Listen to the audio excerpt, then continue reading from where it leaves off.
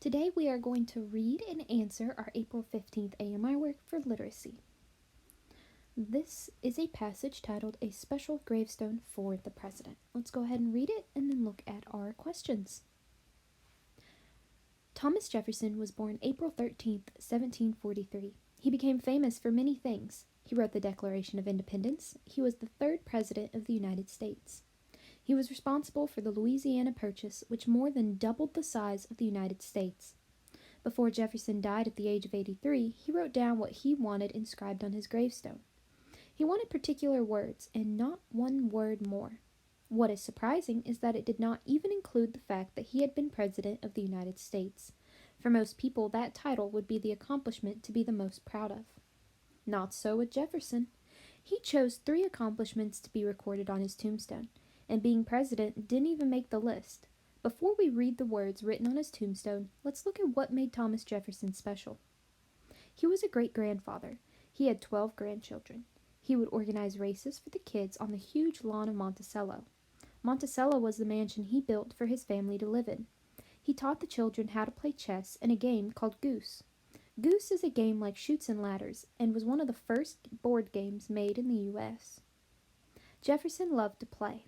As a boy, he played with his friends on the land where he would eventually build Monticello. Jefferson was an early archaeologist. He had the bones of a mastodon sent to him at the White House.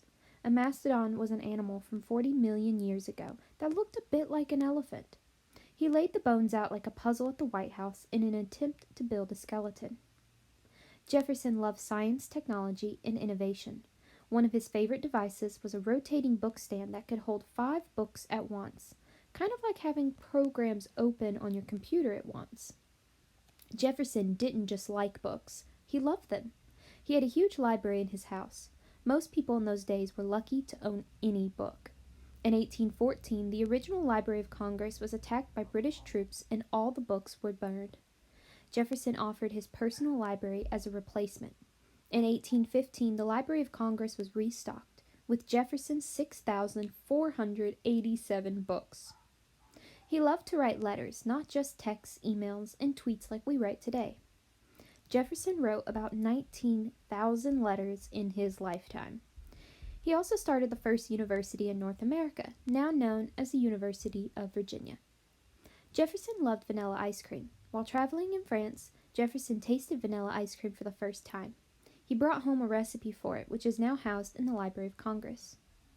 Jefferson would have been a loyal customer of Home Depot. Putting up and pulling down, one of my favorite amusements, Jefferson wrote about building Monticello. It took him more than 40 years to complete the house's 33 rooms on 4 floors. Many of the rooms are octagonal because he loved the shape. He had skylights put in the ceiling of many of the rooms because he wanted to bring the beauty of the outside in. Jefferson kept pet mockingbirds. He loved their singing and often had at least 4 at a time. His favorite bird was named Dick. Now that you know a bit about Thomas Jefferson, here are the words he instructed he carved into his tombstone.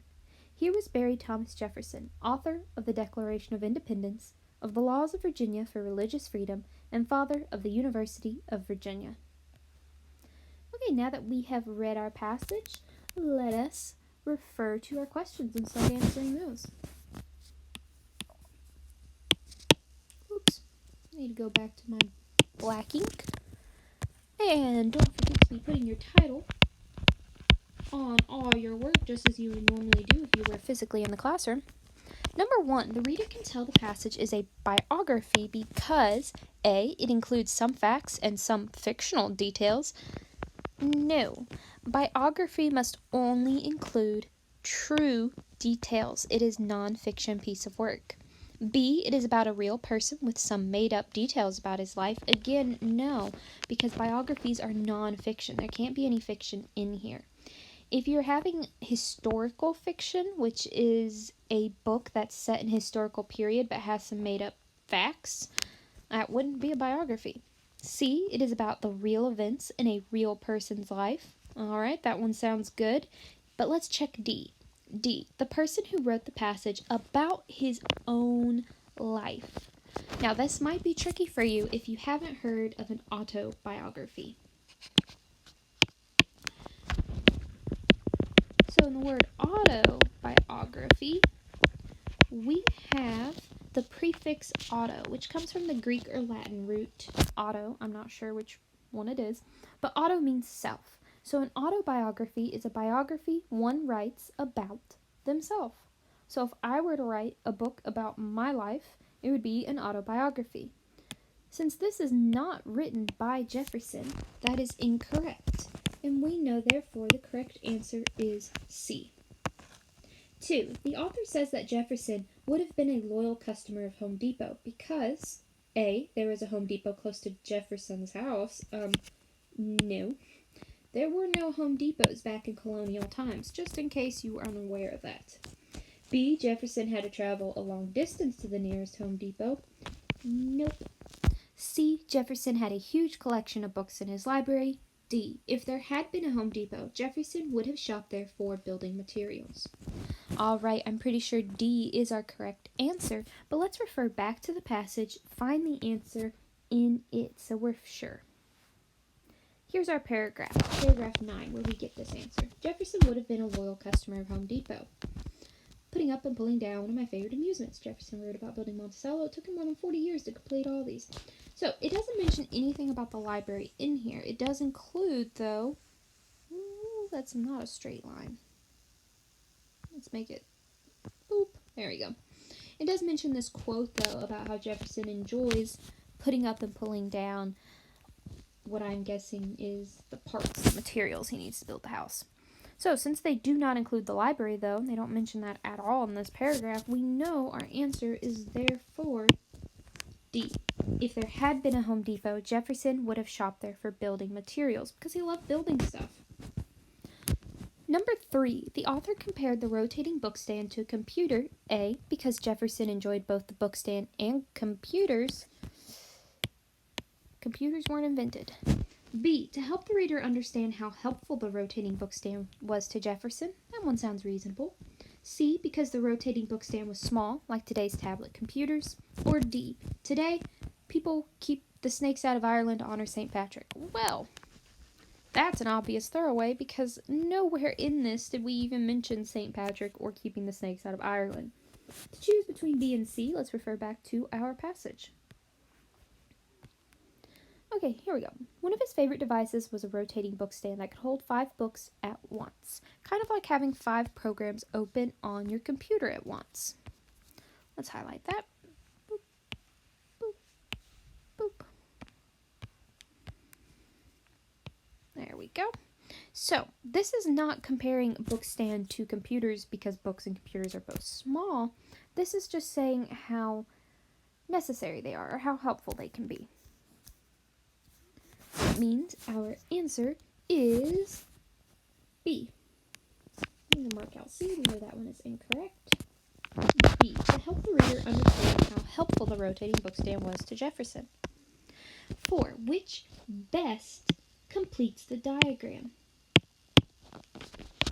Best. Now, that means potentially some of these could both work up here in this box. However, only one is going to be the most correct. So let's take a look at them. First, we have our empty box that is going to have a main subject or title in it. And it can be broken down into mastodon bones, books, and mockingbirds.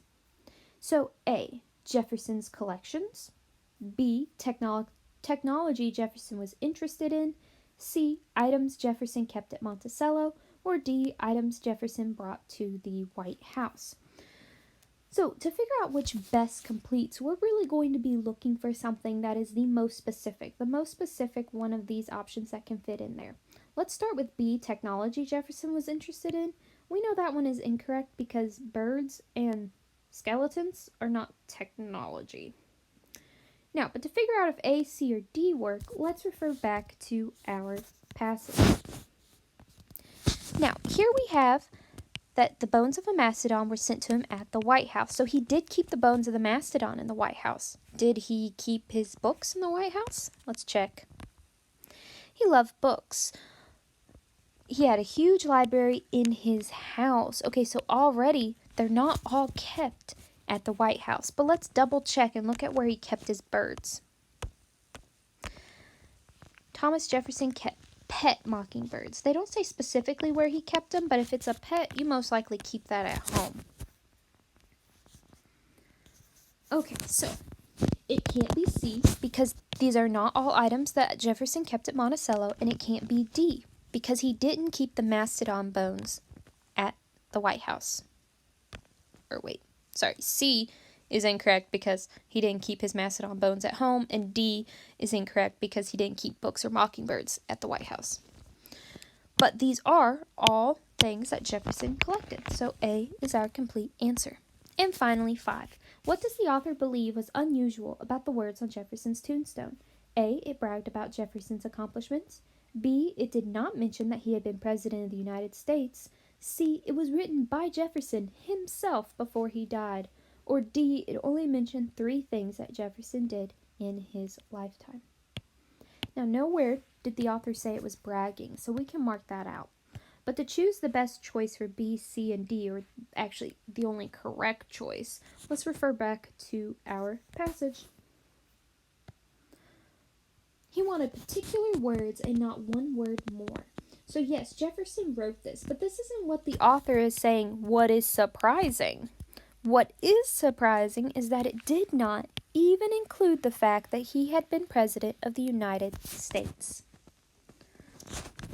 And just like that, we have finished April 15th's literacy work. B. There we go.